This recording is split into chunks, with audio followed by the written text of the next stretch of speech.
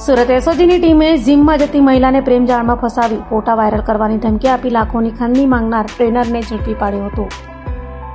Surat police commissioner Anupamsinh Gehlot દ્વારા જીમમાં જતી મહિલાઓને ટ્રેનર અને સંચાલકો પ્રેમજાળમાં ફસાવતા હોવાની પ્રવૃત્તિ અટકાવવા આપેલી સૂચનાને લઈ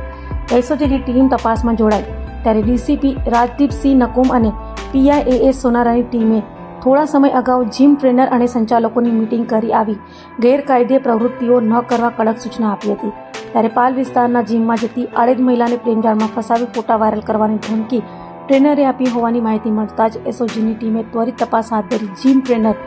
સબ્બીર અસગર ટૂંકવાલાને ઝડપી પાડી સળિયા પાછળ ધકેલી દીધો હતો. 9/3/2026 ના રોજ એસઓજીએ એક જીમ ટ્રેનરો અને સંચાલકોની મિટિંગ લીધેલી અને એ લોકોને વોર્ન કરેલા કે ભાઈ તમે જ્યારે પણ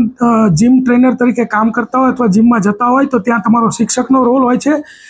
કોઈ પણ પરિણીત કે અપરિણીત મહિલાની જ્યારે તમે નજીક રહેતા હોય ત્યારે તમારે એમની સાથે કોઈ પણ સંબંધો બનાવવાની કોશિશ કરવાની નથી. તો આ જે વિડીયો સોશિયલ મીડિયામાં વાયરલ થયેલા અને એને જોઈને એક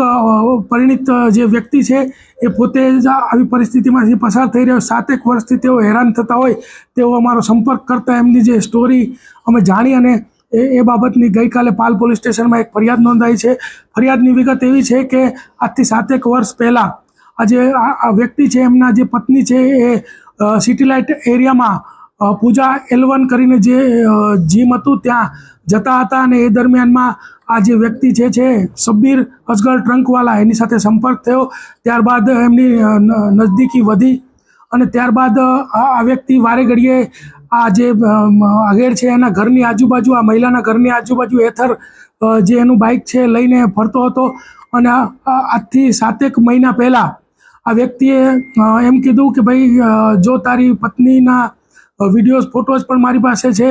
અને જો એ વાયરલ ન કરવા હોય તો તારે મને 5 લાખ રૂપિયા આપવા પડશે અને એમ કહીને જતો રહેલો. ત્યારબાદ એ ફરીથી 2.5 મહિના પહેલાં મળેલો ભૂલકા ભવન સ્કૂલ પાસે અને ત્યાં પણ એને